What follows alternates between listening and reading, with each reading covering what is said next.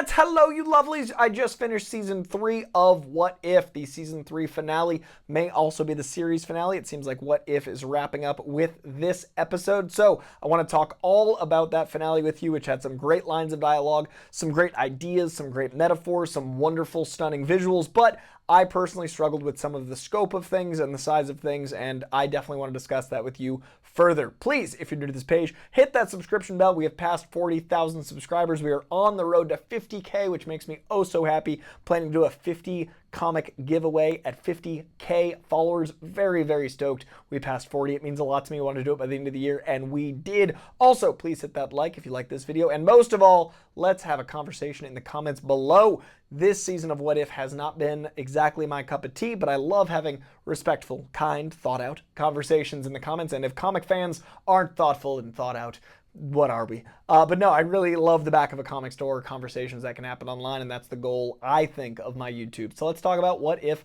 Season 3 in the comments below. But first, let's you and I talk about that finale. The finale to me was what I wanted more of the season to be. I wanted it to feel like there was a trajectory. I wanted it to feel like we were on a journey together. I wanted it to feel like it had a purpose and a goal. And I do like that it wrapped up a lot of threads from season 1, from season 2. It had a villain that felt like it was informed. I like that we honestly knew what the goal was from the beginning, middle, and end of the show, whereas some episodes of the show and of the series did not feel like they had a plan except for to get one cheeky idea across. This felt like it had an organized plan, and I love the messaging of you need to stop watching and start seeing. I love the messaging of life being a verb. I love the messaging of what it means to be an active participant in your own life, because that is so much of how I see things, of so much of how I see the world. Being a watcher and being a seer are different things, and that was really wonderful for a show about watchers. That's really wonderful for a show about people observing these larger than life entities. And I really like art as a verb. Like, it's something that is your experience of it. It's something that you interpret, and you see the same colors and characters and anything as anyone else, but it is how the moment resonates with you. What something is and how something feels are different things. And I loved that idea as well. They're right line in line. They happen moments after each other, but what something is versus what something means. And for me, art is always the verb. You can love something, I can dislike something. I can adore something, you cannot understand why I got anything out of it. But we can both have watched the exact same thing. But you and I, dear viewer, have lived completely different lives. I just had a sip of this Huel. You did not. And maybe you have in the past, maybe you've never had it, and that would change everything about the next moment in our lives. The butterfly effect fascinates me. Everything about your upbringing, what words you learned first, what sport you played, what you felt in school, all leads to your next moment and bigger things. And it's all active. So what something is, this is keeping me awake while I work. But what something means is, this is chocolate. I enjoy the taste of chocolate. I like high protein food, etc., is different than what it is. It's what it means. And I love what the messaging was more than I loved how it was delivered. I love what the experience was more than I like how it was represented. Like, the idea of a cosmic battle is always going to be hard to convey, but I do feel like, just as with season 2, when you got the sequel problem and everything gets bigger and bigger and bigger, what stakes are left? This was such a giant Dragon Ball Z-esque fight, and I like Dragon Ball Z, but we'd gotten to the point where, like, I didn't feel any worry. I didn't feel any loss. I didn't feel any stakes, because everything is just bigger and bigger. But reality was at stake, and I didn't feel that. And I do miss Peggy Carter, but I know Captain Carter is coming back in another iteration, and that's the hard thing about the multiverse. We lost this Captain Carter, who's been an amazing through line through 3 seasons of What If, but we're still getting Haley Atwell in Doomsday or Secret Wars or both. And that's what makes these multiversal things so tricky, is stakes. In real life, you and I won't meet multiversal me as much as I'd love to. I only know my experience and my experience of the people in my universe. I don't know what's going to happen next, and I know I'll meet more singular versions of me, but as soon as it's a multiversal, the stakes are lower.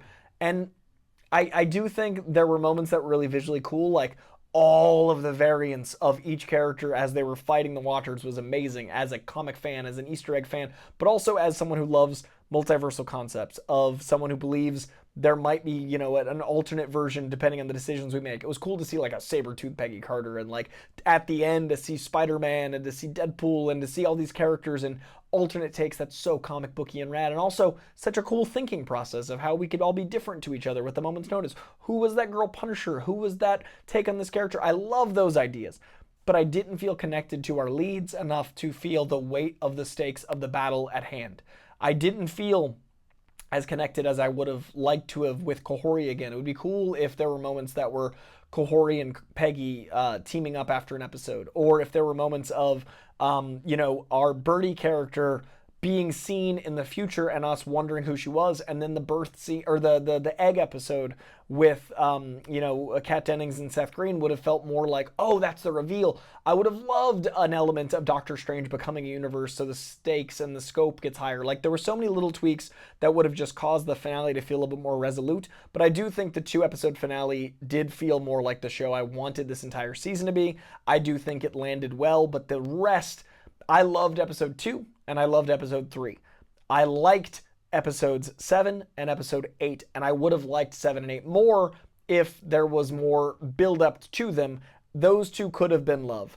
That said, that's 4 out of 8 episodes that could have been love. 4 episodes I actively was pretty neutral towards. That's not a good feeling with a show with characters I love and with a universe I care so much about. And overall, What If just hasn't stuck with me as much as I'd like it to. Season 2 is my favorite season of What If.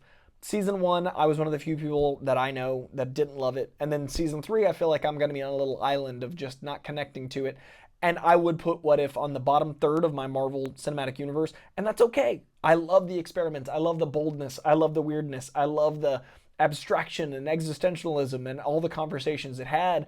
I just wish I connected more to the actual characters, and I wish I saw through to connect with them. And it's funny because my favorite episode, I think the best episode is episode 3. I think my favorite episode is episode 2. And my favorite episode is Agatha and Eternal Centric. And Agatha's a character I love and an actress I love and a show that took me until the second half to really connect to. And it was the connection that made me love Agatha. And it was connecting into the world. And that's how I felt about What If. I never had that connection. I never felt as much involved with these actors or roles or this characterization of them as I wanted to be emotionally invested. And that's a bummer. I love Jeffrey Wright. I'd love to have felt more connected to his Uatu. It worked for me in a lot of ways, like I said, to see instead of watch, to live actively, to be the verb, to be a vector, to live your life, to know that what something is and what something means are different. And I love that this show probably means a lot to a lot of people versus what it is, which is a damn fine bit of television.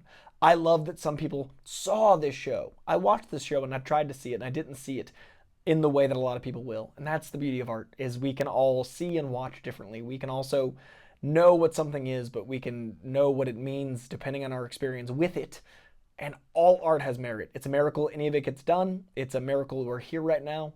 Billions and billions and billions of variables led to you watching this, led to me saying these things, and that is beauty and wonder and art. And just because this didn't resonate with me doesn't mean I don't appreciate it. So I hope you appreciated it. I hope it registered with you a little bit more than me, and I hope that this video meant something to you because you watched it all the way in. So thank you for watching my coverage of What If Season 3. Let's have a conversation in the comments below. Please leave a like on this video. Please hit that subscription bell if you haven't already. And I am doing lots and lots of coverage the rest of, well, we're almost into the new year, but we got Creature Commandos stuff. We got my favorite movies of the year, my favorite music. We've got Spider-Man kicking off in like 4 weeks. We've got lots to come. So even if you and I see this show differently, hopefully we see more eye to eye in the next one. And yeah, stay tuned for more coverage of movies and TV and comic books and all that lovely pop culture stuff.